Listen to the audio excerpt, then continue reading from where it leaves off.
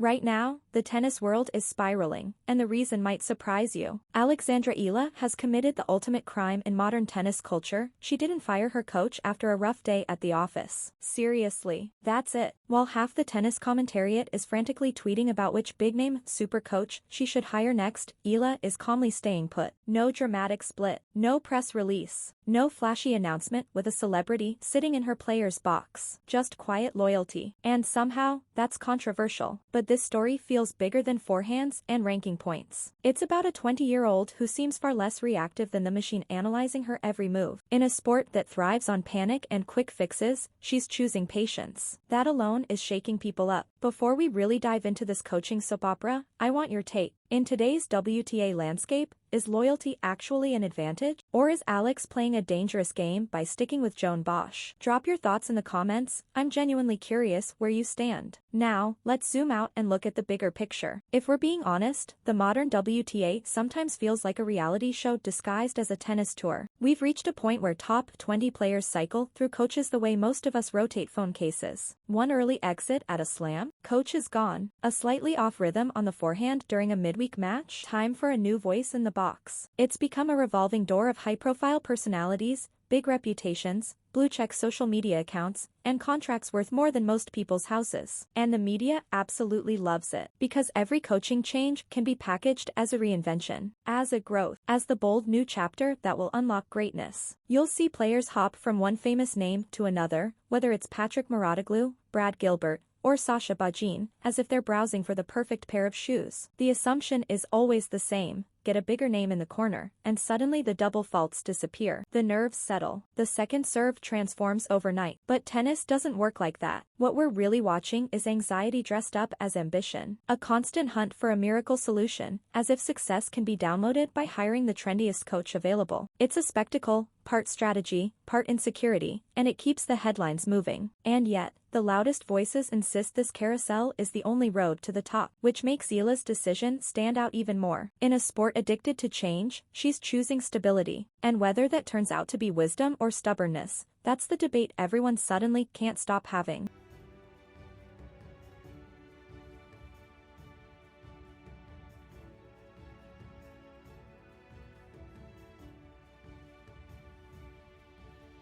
Then you've got Alex Eala, the face of a rapidly rising ranking, a loyal Eala army, growing by the day, and endorsement deals that would make seasoned tour veterans do a double take. And somehow, that's exactly what's breaking people's brains. The establishment looks at Alexandra Eala and can't process what they're seeing. In their minds, the formula is simple: breakout star equals blockbuster coach. If you're climbing fast, you're supposed to upgrade the box. That's the rule. That's how the game is played. But Alex didn't read that script. To the tennis power structure, she's officially a superstar now. And superstars, apparently, are required to collect big-name coaches the way others collect trophies, preferably someone who's already guided a Grand Slam champion, because that's what looks right. That's what fits the narrative. So when she doesn't make that move, when she doesn't level up her coaching team for optics, the rumor mill goes into overdrive. Suddenly there are whispers about massive seven-figure offers from elite celebrity coaches being turned down. Stories start popping up out of thin air, not because there's proof, but because loyalty doesn't compute in a system fueled by urgency and ego. It's almost funny watching the confusion unfold. The idea that a young athlete might actually know who she is,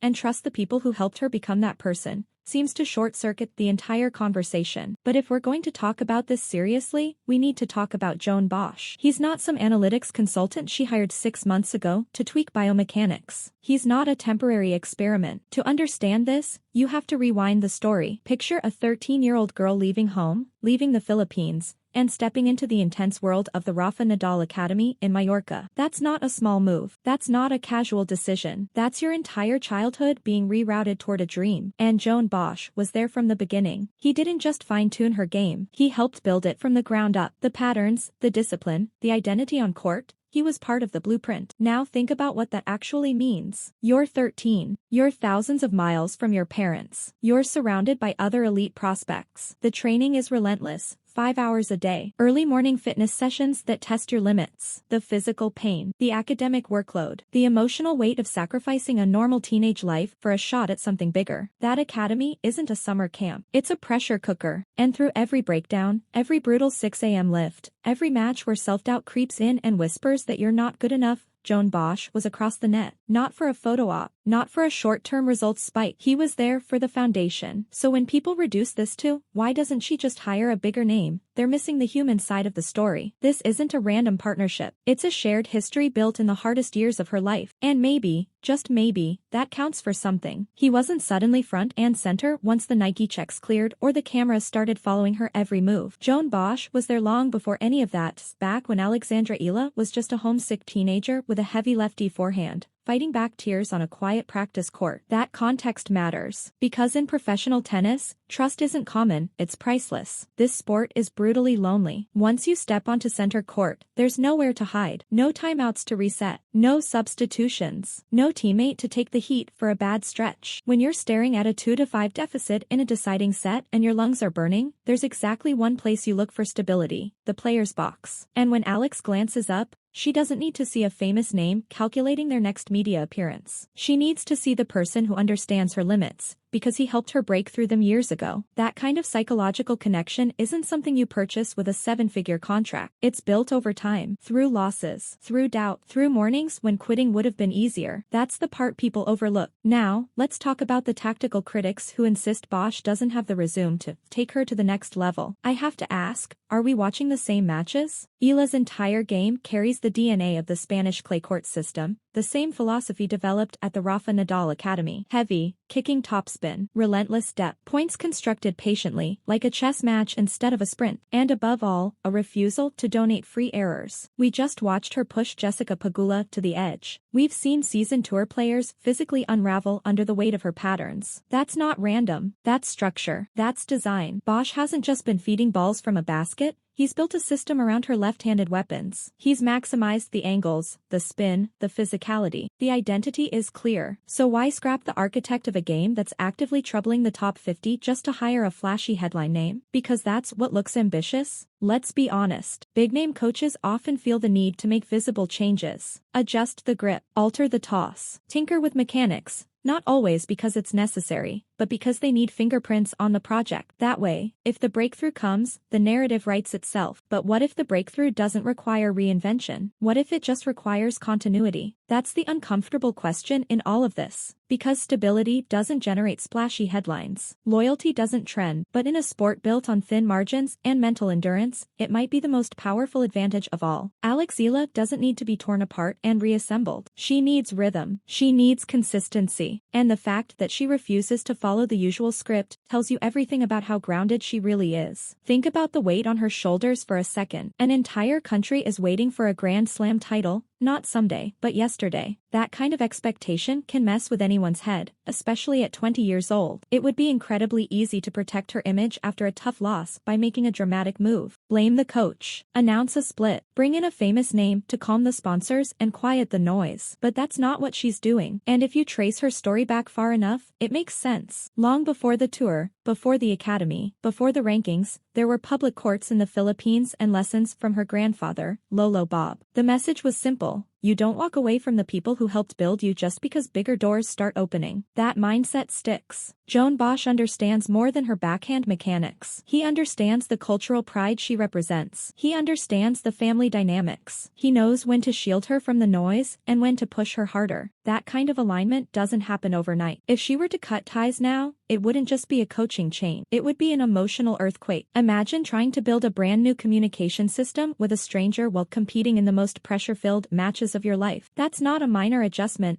That's instability at the worst possible time. One of the reasons Alexandra Eala looks composed in tight moments is because her inner circle isn't chaotic. There's no public drama, no mixed messaging, no power struggle in the box. Just structure, discipline, and a deep-rooted trust between a player and the coach who has been there since the beginning. Yet the experts keep repeating the same line: she needs to get to the next level. As if the next level is a physical address you can only access by paying someone $500,000 a year to wear your sponsor's logo courtside. But history tells a different story. The players who actually stay at the top, not just visit it, usually build their success on stability. Look at Rafael Nadal and the long-term structure around him. Look at the partnerships that lasted, that evolved instead of exploded. Sustained greatness rarely comes from constant reinvention. It comes from a solid base. The tour's obsession with that new coach smell is part of the problem. Too many gifted players chase quick fixes, overhaul their technique, switch voices every season, and somewhere in that chaos, they lose their natural rhythm. They plateau. Then they disappear under a pile of adjustments. Continuity isn't flashy. It doesn't trend. But sometimes the boldest move in professional sports is refusing to panic. And right now, that's exactly what Alex is doing.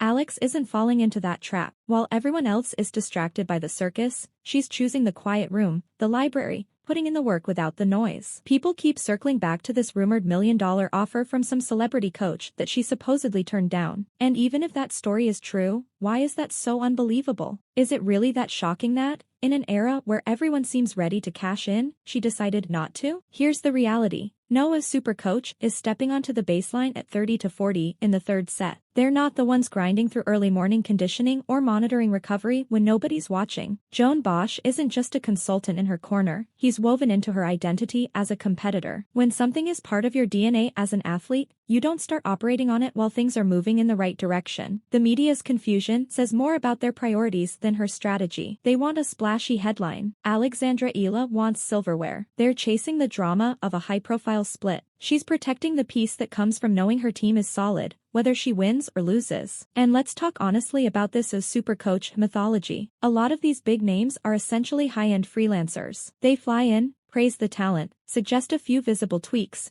give polished interviews, and take their percentage. Then when the inevitable dip in form hits, because every player dips, they move on to the next hot prospect. It becomes a cycle of hype and exit. Bosch is different. He's invested in her as a person, not just as a paycheck. He knew her before the spotlight did. He's seen the breakdowns, the doubts, the raw, unfiltered grind. That kind of history creates something rare in this sport: security. And security is powerful. It means she's not glancing at her box wondering if her coach is scouting his next opportunity. She's not worried that 3 bad matches will trigger a split. That stability frees her up to swing big, to play bold, to compete without fear. Confidence doesn't just come from mechanics, it comes from knowing your foundation won't crack under pressure. For fans concerned about stagnation, just look at the trajectory. Watch how she handles the pace and weight of the top players now compared to a year ago. She's stronger, faster, more tactically aware. The growth isn't dramatic and chaotic, it's steady and sustainable. That's not a honeymoon spike from a new voice in the box. That's the outcome of years of consistent,